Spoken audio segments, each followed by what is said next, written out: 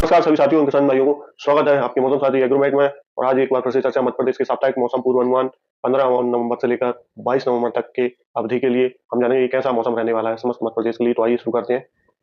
अभी भी देखें मध्य प्रदेश के लगभग पूरे भूभाग पर हम देखें तो पूरे मध्य प्रदेश में अभी भी जो है दिन और रात, डे एंड नाइट टेम्परेचर दोनों ही है जो नॉर्मल या सामान्य से अधिक बनी हुई है। और जो भी मिनिमम और मैक्सिमम टेम्परेचर डिपरेचर है वो भी अब नॉर्मल बनी हुई है। यानी लगातार हम देखने को मिल रहे हैं कि जो मध्य प्रदेश का जो क्लाइमेट है या जलवायु है उसमें भी परिवर्तन हमको देखने को मिल रहा है। और नवंबर, आज जब मैं वीडियो रिकॉर्ड कर रहा हूँ 14 नवंबर, तो अधिकतर मध्य प्रदेश में हम देखें तो मिनिमम, न्यूनतम और अधिकतम तापमान दोनों ही सामान्य से ऊपर अधिक बनी हुई है। इस सप्ताह हम पूरे मध्य प्रदेश की बात करें तो लगभग शुष्क मौसम पूरे सप्ताह रहने वाला है। और बात करें इस सप्ताह में अलग अलग रीजन की, तो सभी रीजन में हम क्षेत्रों में देखें मध्य प्रदेश के, तो जो न्यूनतम तापमान है उसमें कोई ज्यादा गिरावट देखने को नहीं मिलेगी। सिर्फ हम देखें तो मध्य प्रदेश का जो पूर्वी क्षेत्र है यहाँ पर थोड़े से और न्यूनतम तापमान इस सप्ताह जो है वो गिर सकते हैं। और अधिकतम तापमान यहाँ जो है वो ज्यादा अंतर देखने को नहीं मिलेगा। पूरा जो हम कहें एक तरह से जो निमाड़ का क्षेत्र है और झाबुआ हिल्स है और मालवा का पठार है, यहाँ पर भी अधिकतम तापमान ज्यादा जो है गिरेगी नहीं। और न्यूनतम तापमान हो सकता है पूर्वी मध्य प्रदेश में थोड़े सामान्य से जो है कम हो जाए। लेकिन एक जो हमें अंतर देखने को क्या है कि लगभग मध्य नवंबर, आधा नवंबर बीत चुका है, लेकिन अभी भी जो हमें विंटर या ठंड की जो ठंडी हवाएं हैं जो उत्तर की ओर से आती हैं उनका ज्यादा प्रभाव देखने को नहीं मिल रहा है। और उसका कारण है कि जब तक कोई अच्छा पश्चिमी विक्षोभ जो है वो पहाड़ों पर जो है दस्तक नहीं देता, या मौसम परिवर्तन जो है बारिश का मौसम हमें उत्तरी क्षेत्रों में देखने को नहीं मिलता, जब तक जो है तापमान जो है वो एकदम से नहीं गिरते। जब किसी अच्छा पश्चिमी विक्षोभ जब आ जाता है और उसके प्रभाव से जब थोड़ी बारिश अलग अलग क्षेत्रों में राजस्थान के आसपास या उत्तरी मध्य प्रदेश में देखने को मिलती है, तो जो तापमान है वो एकदम तेजी से गिरते हैं। लेकिन जब पश्चिमी विक्षोभ हल्के आते हैं तो तापमान जो है वो बहुत धीरे धीरे जो है वो गिरने होते हैं। और अभी भी दिन में हम देखें तो अच्छी खासी जो धूप है, दिन का जो तापमान है वो लगभग सामान्य से ऊपर बने हुए हैं।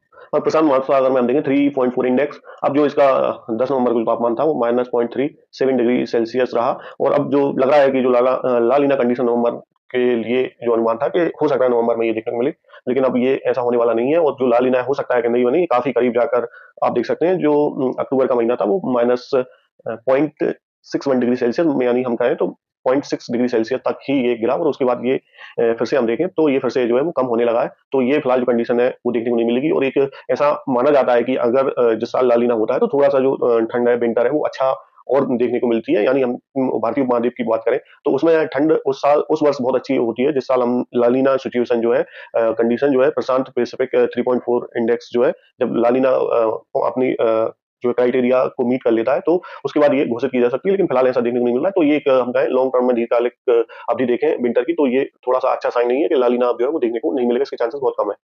ये एक मैप होता है कि जो तापमान होते हैं ये हम देखें तो ये जो है वो मैक्सिमम या कहें अधिकतम तापमान का एक तुलनात्मक जो है वो नक्शा होता है।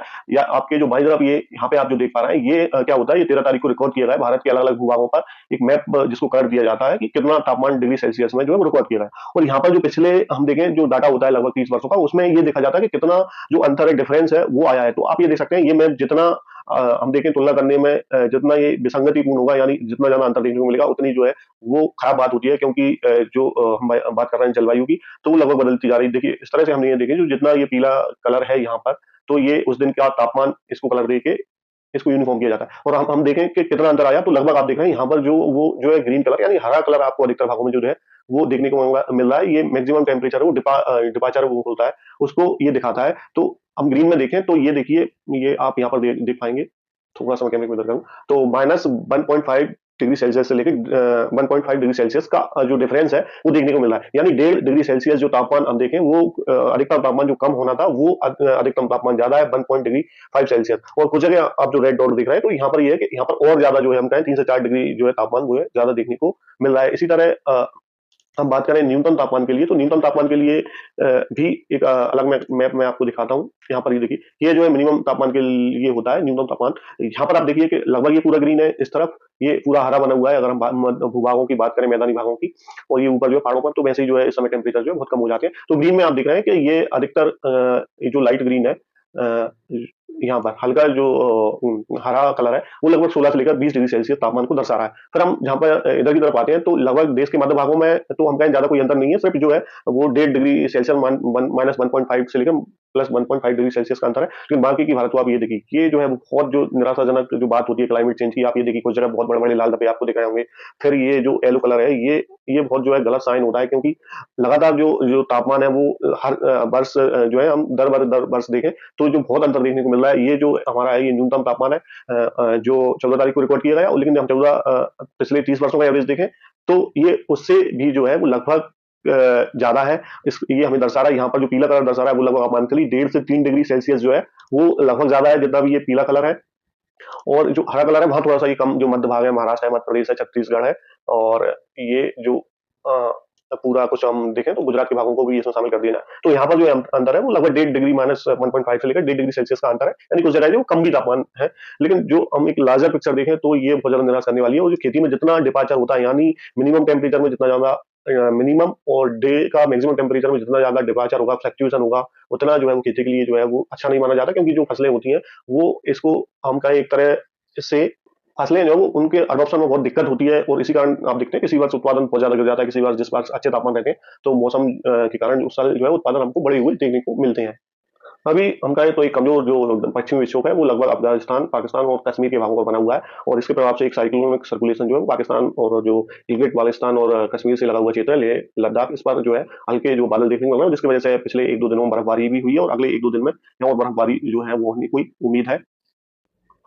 और हम बात करें मध्य प्रदेश के एग्रो क्लाइमेटिक जोन्स जो हम चर्चा करते हैं, फसलों को इससे जो हम एक कोरिलेशन निकालते हैं कि जलवायु है और जो मौसम है उसके अनुसार अलग अलग क्लाइमेटिक जोन्स होते हैं। मध्य प्रदेश के लगभग 9 क्लाइमेटिक जोन्स है, जो पिछली बार मैंने आपको बताया था। तो देखिए अभी मध्य प्रदेश के लिए गए तो जो प्राइम टाइम होता है वो होता है व्हीट यानी गेहूं की सोइंग के लिए। यहाँ पर सबसे अच्छा जो समय माना जाता है वो लगभग आप मान के चलिए कि नवंबर का दूसरा और तीसरे सप्ताह तक गेहूं की जो बुवाई है लगभग पूरे मध्य प्रदेश में होना चाहिए। और खासकर हम उत्तरी मध्य प्रदेश को छोड़ जाएं तो ये बाकी का जो मध्य प्रदेश होता है इसके लिए गेहूं का बहुत जो है वो राइट टाइम होता है। इसके बाद हम देखें शुरुआत करते हैं पहले यहाँ अ, चंबल और ग्वालियर संभाग के जिलों से, गिर्द जोन से, तो यहाँ पर जो है लगभग हम गेहूं और धनिया को छोड़ दिया जाए तो लगभग सभी फसलों की बुवाई का समय हो चुका है। और फिर हम आ जाते हैं मालवा प्लेटू में भी हम देखें लहसुन है, प्याज है, इसकी नर्सरी और ट्रांसप्लांटिंग दोनों का ये बहुत अच्छा समय है। इसके बाद पोटैटो है जो आलू की बुवाई है, और अन्य फसलों में चना है उसकी भी बुवाई का सही समय है। और झाबुआ इसमें देखिए झाबुआ, अलीराजपुर और धार, यहाँ पर जो है अधिकतर जो फसलें हैं जो है चना दलहन की फसलों में हम देखें चना मसूर, ये जो है वो सही समय है बुवाई का। और इसके बाद निमाड़ वैली, यहाँ पर जो कि कॉटन की हार्वेस्टिंग पिकिंग भी हो रही होती है, तो उसी समय जो गेहूं का ये सही समय होता है, क्योंकि बाद में जो है यहाँ तापमान बहुत जल्दी बढ़ जाते हैं। और इसके बाद देखें हम विंध्याचल रीजन, बिरिसा, भोपाल, रायसेन, सागर, दमोह, तो यहाँ पर भी लगभग जो अधिकतर सभी फसलें हम रबी की फसलें करें तो ये बहुत अच्छा समय है जो मध्य विंध्याचल के क्षेत्र है यहाँ पर भी है। और फिर हम बात करें नरसिंहपुर और नर्मदापुरम, यहाँ पर जो शरदकालीन गन्ने की जो बुवाई का ये उपयुक्त समय अक्टूबर और नवंबर तक रहता है।